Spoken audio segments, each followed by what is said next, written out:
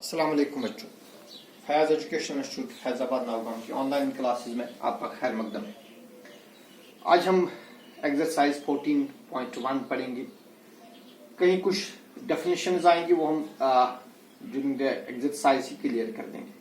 पहला क्वेश्चन है, give an example of data that you can collect from your day to day life. अपनी रोजमर्रा जिंदगी में आप जो डेटा कलेक्ट कर सकते हैं, आप उनकी एग्जाम्पल दीजिए।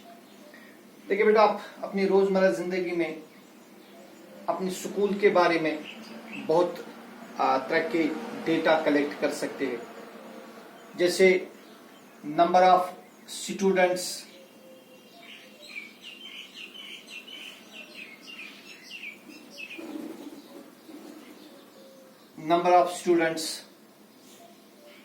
in different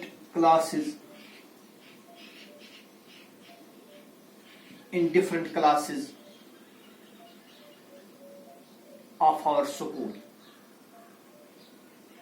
तो ये डेटा हम कलेक्ट कर सकते हैं, और जब आप ये डेटा कलेक्ट करना चाहेंगे तो आप खुद हर एक क्लास में जाकर वहाँ बच्चों से पूछकर, मॉनिटर से पूछकर आप मालूम कर सकते हैं कि किस क्लास में कितने बच्चे पढ़ते हैं।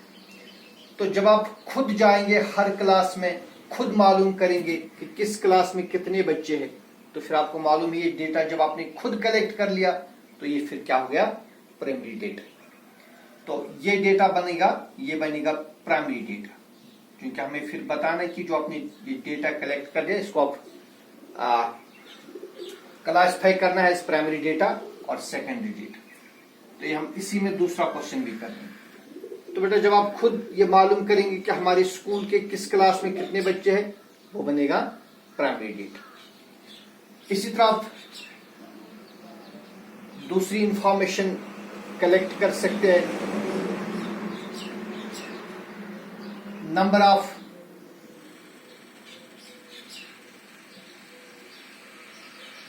male and female students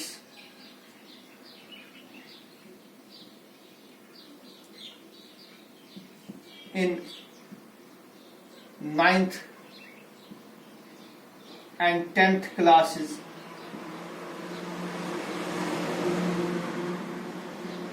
of our school। देखिए, एक और इंफॉर्मेशन, एक और डेटा आप कलेक्ट कर सकते हैं कि हमारे स्कूल के 9th और 10th में कितने बॉयज और कितने गर्ल्स पढ़ते हैं।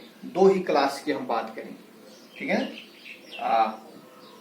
9th और 10th में यह है क्लास, यह है बॉय, इसमें बॉयज कितने हैं, गर्ल्स कितने हैं। जैसे हमारे पास अगर हम 9th की बात करेंगे, तो in class 9th we have 46 boys and 49 girls, and in 10th we have for example 50 boys and 46 girls।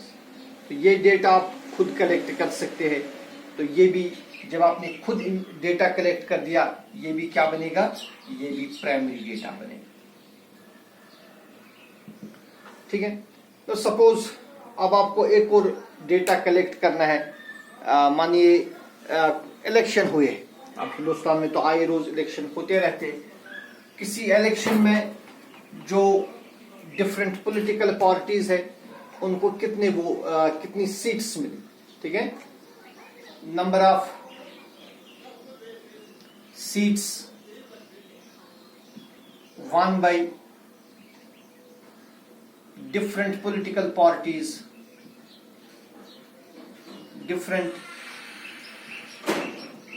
parties in an election। एक इलेक्शन में डिफरेंट पॉलिटिकल पार्टीज ने, मुख्तलिफ पॉलिटिकल पार्टीज ने कितनी सीटें जीती, ठीक है। तो ये डेटा तो आप खुद कलेक्ट नहीं करेंगे, आप तो कहां से देखेंगे इसको, आप इसको न्यूज़पेपर में से देखेंगे या आप न्यूज चैनल पर देखेंगे, ठीक है। जैसे हम देखेंगे ये है पॉलिटिकल पार्टी, ठीक है, number of seats 1, number of seats 1। तो क्योंकि इंडिया में मल्टी पार्टी सिस्टम होता है, जैसे अगर हम करेंगे बात, आईएनसी एक पार्टी है इंडिया में, Indian National Congress, we have here BJP है, we have TMC here, we have CPI here, etcetera, ठीक है। फॉर एग्जांपल कोई इलेक्शन है और इस इलेक्शन में जो different seats won by the political parties, say for example it is 50, 20, it is 10 and this is 5 and total है 85, ठीक है। तो बेटा ये डेटा जो है ये आप कलेक्ट आप कहां से करेंगे? तो आप खुद कलेक्ट नहीं करेंगे ना, ये डेटा आप कहां से कलेक्ट करेंगे? इसके लिए आपको या तो कोई न्यूज़पेपर देखना पड़ेगा या आपको कोई न्यूज चैनल देखनी पड़ेगी, वहीं से डेटा आपको हासिल हो सकता है। तो ये डेटा आप खुद कलेक्ट नहीं करेंगे, you are dependent on some other source for this data, so it is secondary data. क्या है? Secondary data. इसी तरह दो एग्जांपल्स आप एक और एग्जांपल हम देंगे सेकेंडरी डेटा की।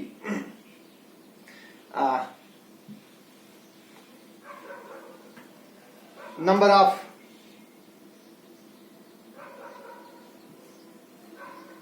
टीचर्स in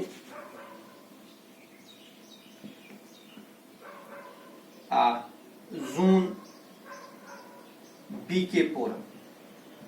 देखिए अगर हम जोन बी के पोरा की बात करेंगे, जो एजुकेशन जोन बी के पोरा है, वहां कितने, वहां के जो स्कूल्स, वहां के जो स्कूल्स है, इस जोन में जो स्कूल्स है, किस स्कूल में कितने टीचर काम करते हैं, यहाँ किस स्कूल में कितने टीचर काम करते हैं।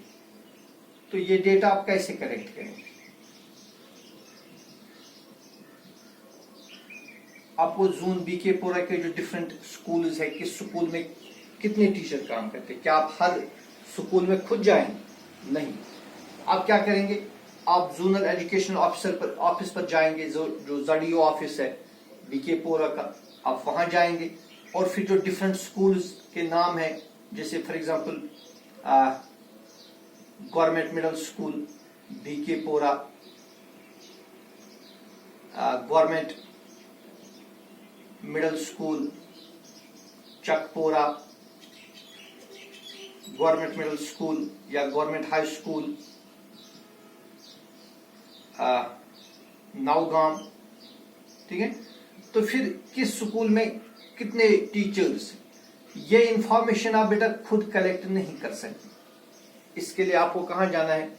आपको जोनल एजुकेशन ऑफिसर पर जाना होगा, वहां ऑफिसर से बात करनी है, वो आपको ये डेटा प्रोवाइड करेगा। तो चूंकि ये डेटा आपने खुद कलेक्ट नहीं किया, सो ये क्या है? ये सेकेंडरी डेटा है, it is a secondary data, ठीक है। So these are some examples of data which we can collect in our day-to-day life, or these are either primary or secondary data. तो यही आपको क्वेश्चन नंबर 1 और question number 2 में कहना है। तो क्वेश्चन नंबर 2 में classify the data in question number 1 as पर प्राइमरी और सेकेंडरी डेटा। तो प्राइमरी डेटा हमने पहले ही बात करी है कि वो डेटा हो गया जो इन्वेस्टिगेटर और स्टैटिस्टिशियन खुद कलेक्ट करे, और सेकेंडरी डेटा वो डेटा होता है जो इन्हिसार रखता है, जो प्राइमरी डेटा है, प्राइमरी डेटा पर ही वो इन्हिसार रखता है, और ये इन्वेस्टिगेटर और इन्विजिलेटर खुद कलेक्ट नहीं करता है। That is our exercise number 14.2. The blood groups of 30 students of class 8th are recorded as follows. देखिए बेटा, एक क्लास में 30 स्टूडेंट पढ़ते हैं और इनका जो ब्लड ग्रुप है, ब्लड ग्रुप इनका रिकॉर्ड किया गया है, ब्लड टेस्ट किया गया, और जो इनका ब्लड ग्रुप है वो नोट किया गया है, वो यहाँ पर दिया है आपकी बुक पर। Represent this data in the form of frequency distribution table. तो बेटा हमें इसका क्या बनाना है, फ्रीक्वेंसी डिस्ट्रीब्यूशन। ये फ्रीक्वेंसी डिस्ट्रीब्यूशन टेबल क्या होता है? देखिए हमने इससे पहले पढ़ा जो स्टैटिस्टिक्स है, उसके हमने डेफिनेशन में क्या कहा? हमने कहा स्टैटिस्टिक्स इज द कलेक्शन, फिर हमने कहा representation,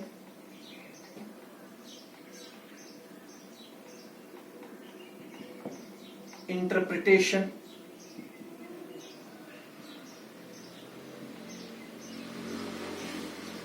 and analysis of a numerical data, numerical data।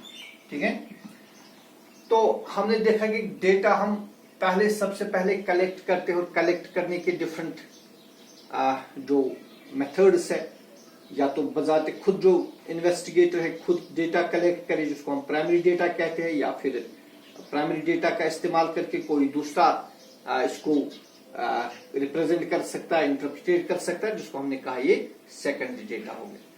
So second जो हमने दूसरी जो इसमें हम करते हैं that is representation of data. तो बेटा रिप्रेजेंटेशन में हमने कहा जो डेटा है इसको हम दो तरीकों से रिप्रेजेंट कर सकते हैं, आइदर इन टेबुलर फॉर्म, या तो टेबुलर फॉर्म में हम इसको रिप्रेजेंट करते हैं, और we can represent it in the form of diagrams. तो टेबुलर फॉर्म में ही एक टेबल आता है जिसको हम बोलते हैं frequency distribution table, frequency distribution table. तो बेटा जो फ्रीक्वेंसी डिस्ट्रीब्यूशन टेबल देखिए आपको मालूम ये दो तरह का होता है, एक तो होता है अनग्रुप्ड फ्रीक्वेंसी डिस्ट्रीब्यूशन टेबल और दूसरा होता है ग्रुप्ड फ्रीक्वेंसी डिस्ट्रीब्यूशन टेबल। तो अनग्रुप्ड डिस्ट्रीब्यूशन टेबल हम तब बनाते हैं जब डेटा ज्यादा बड़ा ना हो, छोटा डेटा हो, और जब डेटा बहुत ज्यादा बड़ा हो तब हम क्या करते हैं, तब हम इस इंफॉर्मेशन को, इस डेटा को कंडेंस करते हैं into groups, and that is called the grouped frequency distribution table. तो यहां पर हमें क्या करना है, यहां पर हमें बनाना है अनग्रुप्ड फ्रीक्वेंसी डिस्ट्रीब्यूशन टेबल।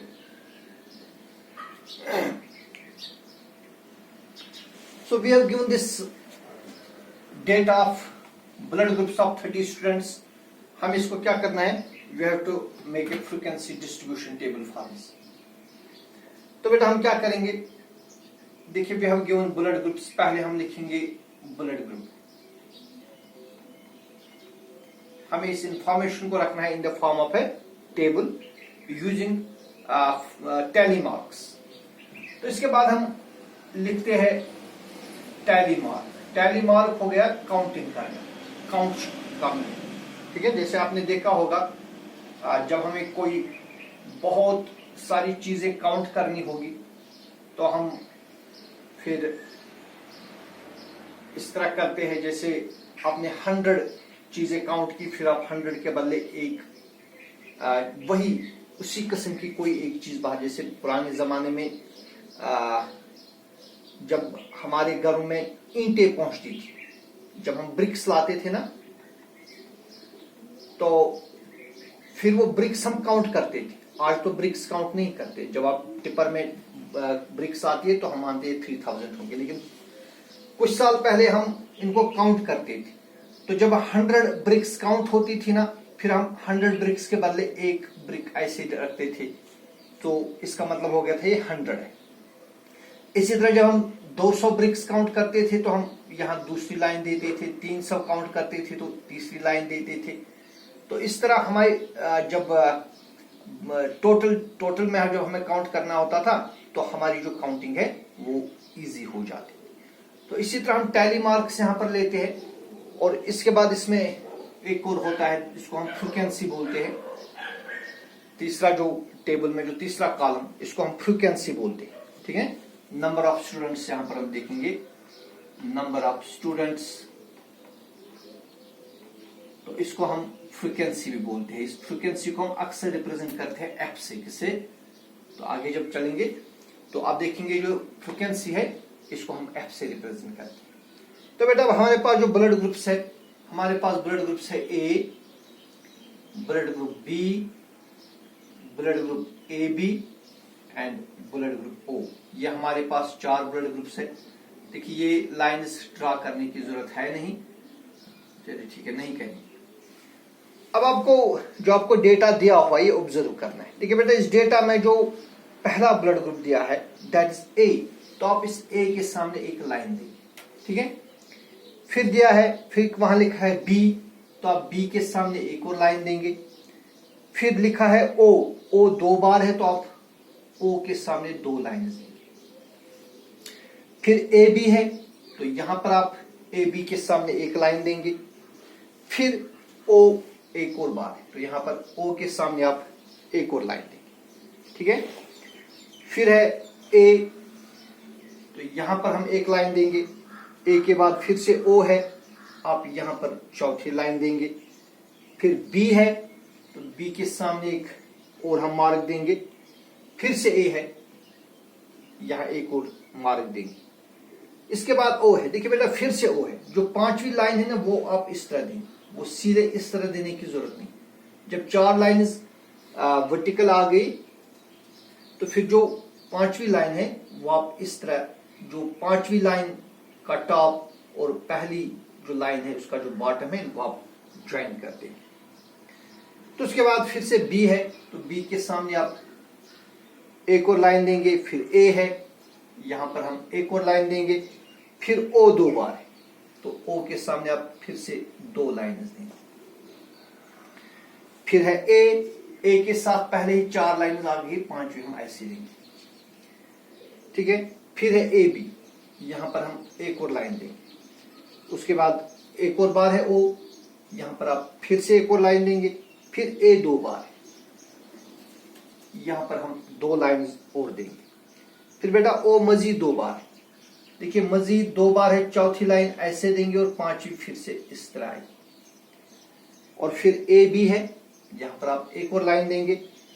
फिर बी है, यहां पर हम एक और लाइन देंगे। फिर से ए है तो ए के सामने एक और लाइन हम देंगे। फिर ओ है तो यहां पर आप ओ के सामने एक लाइन देंगे। फिर बी है, बी के सामने हम 5वीं लाइन इस तरह देंगे। फिर से ए है, ए इस तरह देंगे। और फिर बी है, बी के सामने एक लाइन इस तरह देंगे। और फिर ओ है तो ओ के सामने इस तरह दूसरी लाइन देंगे। तो अब हम इनको काउंट करेंगे कि ये हो गए 5, ठीक है, और 5 और 4 हो गए 9। So number of students having blood group A, such students 9 है। या आप कहेंगे इस ब्लड ग्रुप की जो फ्रीक्वेंसी है that is 9। So frequency means the number of times a term exists in a group। इसी तरह बेटा जो ब्लड ग्रुप बी है इसमें आप देखिए कितनी बार है, 5 और 1 हो गए 6। सो ब्लड ग्रुप बी इसकी फ्रीक्वेंसी 6 है।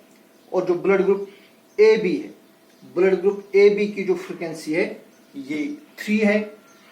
और जो ब्लड ग्रुप ओ है इसकी फ्रीक्वेंसी है 5 हो गए 10 और 2 हो गए 12। और फिर हम नीचे लिखेंगे टोटल लिखेंगे, ठीक है। और ये टोटल इनको सम करना है। देखिए ये बनना चाहिए जो हमारे पास टोटल नंबर ऑफ स्टूडेंट्स है। कुल स्टूडेंट्स कितने हमारे पास 30, 9 और 6 हो गए 15, 15 और 3 हो गए 18, 18 और 12 हो गए 30।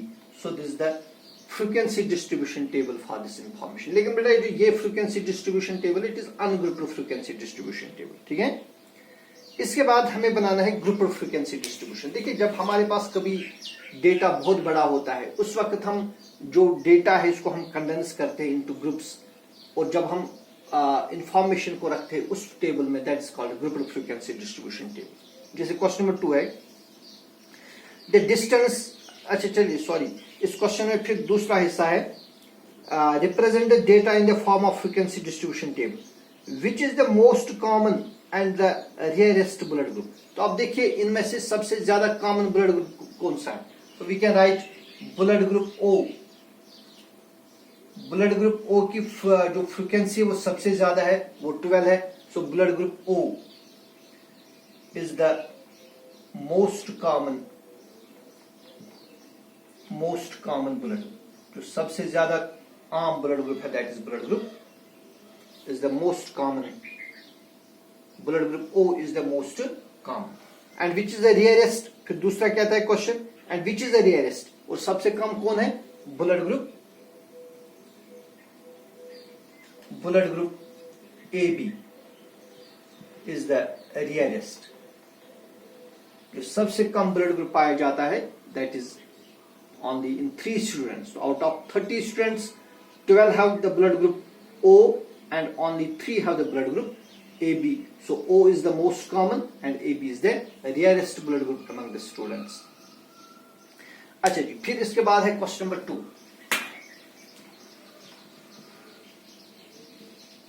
क्वेश्चन नंबर 2 में हमें the distance in kilometers of 40 engineers from their residence to their place of work were found as follows। देखिए बेटा, एक डेटा हमारे पास है, इसमें यह बताया गया है कि 40 इंजीनियर हैं, उनकी डिस्टेंस उनकी रेजिडेंस से कितनी, जहां वो रहते हैं और जहां जो उनकी काम करने की जगह है, वर्किंग प्लेस है, उनके दरमियान डिस्टेंस कितनी, और ये इंफॉर्मेशन यहां पर है। Construct a grouped frequency distribution table. देखिए हमें इसको क्या करना है, we have to make a grouped frequency distribution table for the data given above, taking the first interval as 0.5। देखिए हमें इसमें पहली इंटरवल क्या लेनी है, 0.5। तो क्वेश्चन कहता है 5 is not included, that is हमने इसको बनाना है एक्सक्लूसिव क्लास, हमें इसको बनाना है, ठीक है। तो बेटा हम इस तरह लिखेंगे, डिस्टेंस इन किलोमीटर, फिर लिखेंगे टैली मार्क, या टैलीज भी इसको बोलते हैं, टैली मार्क भी लिख सकते हैं, और फिर हम लिखेंगे फ्रीक्वेंसी और नंबर ऑफ इंजीनियर्स। फ्रीक्वेंसी लिखेंगे या आप चाहे लिखेंगे नंबर ऑफ इंजीनियर्स, ठीक है।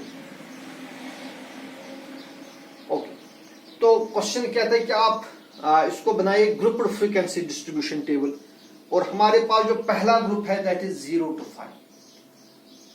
अब बेटा इसमें ये जो एक्सक्लूसिव क्लास है, जैसे कि मैंने इससे पहले भी बताया, इसमें वो सारी डिस्टेंसेस आएंगे जो 0 या 0 से बड़ी होंगी लेकिन 5 से छोटी। नहीं, इसमें 0 आएगा, 1 2 3 4 आएगा, लेकिन 5 इसमें नहीं आएगा, ठीक है। फिर इसी तरह हमारे पास जो दूसरा क्लास हम लेंगे दैट इज 5 to 10, 5 to 10।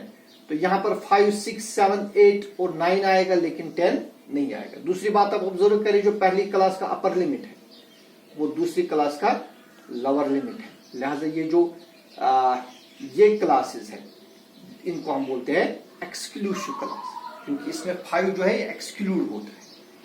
फिर इसी तरह एक और इंटरवल हम लेंगे 10 to 15, फिर लेंगे 15 to 20, थोड़ा मैं इसको नजदीक लिखूंगा, जगह कम पड़ती है। फिर 5 to 10, 10 to 15, 15 to 20, 20 to 25,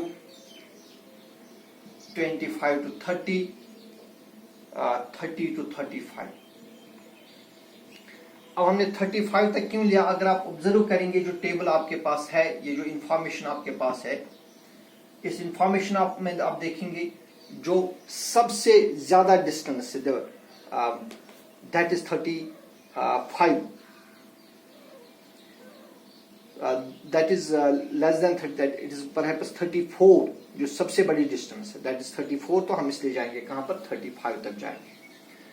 तो अब हम क्या करेंगे, देखिए पहले हमारे पास जो डिस्टेंस है that is given to be 5 kilometre, ठीक है।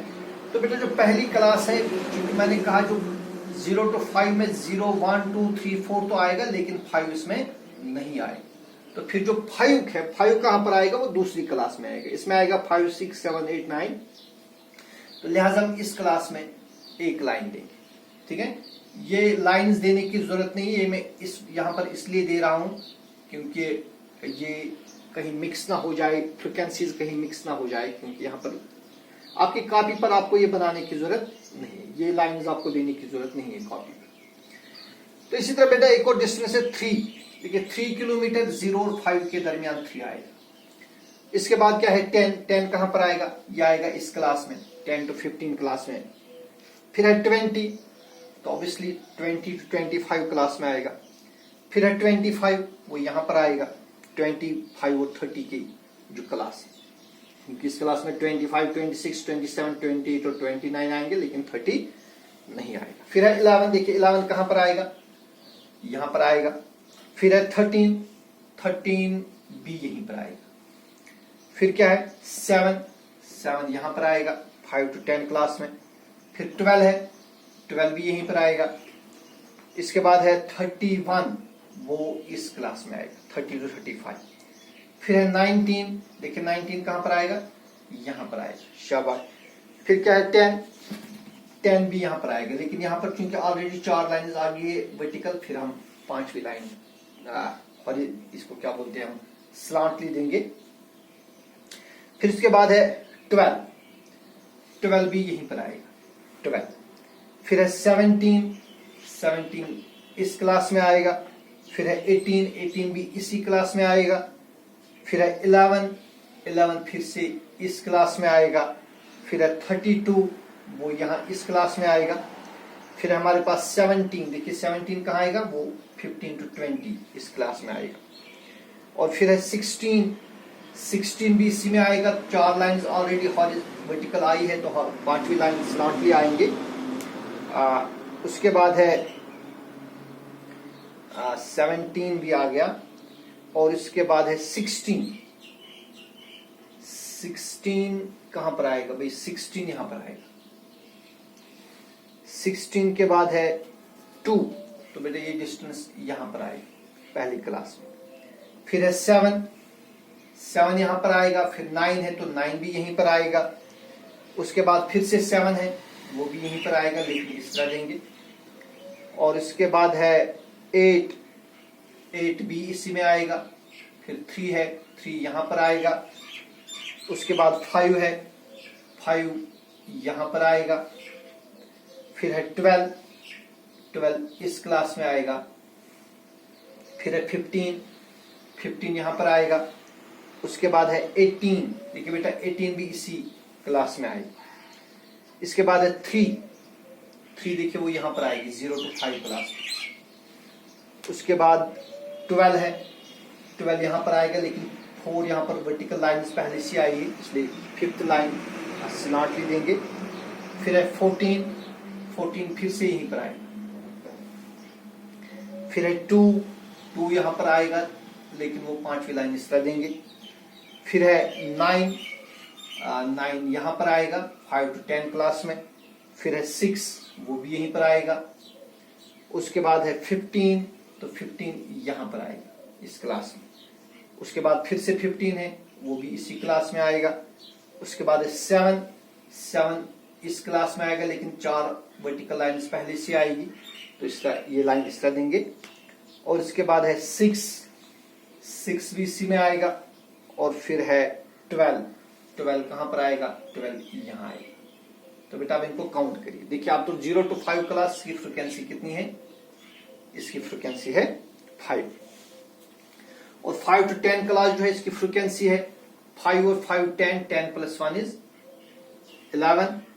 और जो 10 to 15 क्लास है इसकी फ्रीक्वेंसी देखिए 5 और 5 10 और 2 हो गए 12, इसकी फ्रीक्वेंसी 12 आती है। तो आप ये चेक करेंगे, हो सकता है कोई लाइन या कोई जो वैल्यू है वो रह गया हो, लेकिन करना यही है, इंफॉर्मेशन आपके पास है तो आप खुद भी कर सकते हैं। देन 15 to 20, जो 15 to 20 क्लास है इसकी फ्रीक्वेंसी है 5 और 4 is 9। फिर जो 20 to 25 क्लास है इसकी फ्रीक्वेंसी 1 है। 25 to 30 इसकी भी फ्रीक्वेंसी 1 है। 30 to 35 इसकी फ्रीक्वेंसी 2 है। तो कुल ये कितने आने चाहिए, इट शुड कम 40 इंजीनियर्स। तो इसका जो सम है देखिए कितना बनेगा, 11 plus 5 is 16, 16 plus 10 is 26, 26 plus 2 is 28, 28 and 9 are 28 और 10 that is 38 and 40. शायद इसकी फ्रीक्वेंसी ज्यादा होगी है, ये 11 ही है नॉट 12, तो अब ये टोटल कितना आएगा, इट इज 40. तो बेटा इस तरह ये बनेगा इसका ग्रुप्ड फ्रीक्वेंसी डिस्ट्रीब्यूशन टेबल. फिर क्वेश्चन कहता है what main features do you observe in observation, जिसको हम कहते हैं एनालिसिस. एनालिसिस हम क्या करेंगे यहां से, what do we analyse here. तो बहुत सारे एनालिसिस हो सकते हैं, different students can have different analysis. तो एक एनालिसिस हम कह सकते हैं कि मोस्ट ऑफ द इंजीनियर्स जो है they live at a distance of 9 kilometres from the place of their work. बहुत सारी ऑब्जर्वेशन हो सकती है. तो एक ऑब्जर्वेशन हम लिखेंगे frequency of class 15 to 20 is the most. इसी तरह कोई लिखे that distance frequency of the class 20 to 25 and 25 to 30 is the same. ठीक है, ये दूसरी ऑब्जर्वेशन हो सकती है. तो डिफरेंट स्टूडेंट्स अपने तौर से इसको ऑब्जर्व कर सकते हैं. तो हर एक की ऑब्जर्वेशन सेम हो ऐसा जरूरी नहीं. ठीक है. सो आज के वीडियो में ये 2 क्वेश्चंस हमने किए. तो इंशाल्लाह कल हम मजीद क्वेश्चंस पर बात करेंगे. तो आप तब तक मेहनत करते रहिए. वस्सलाम.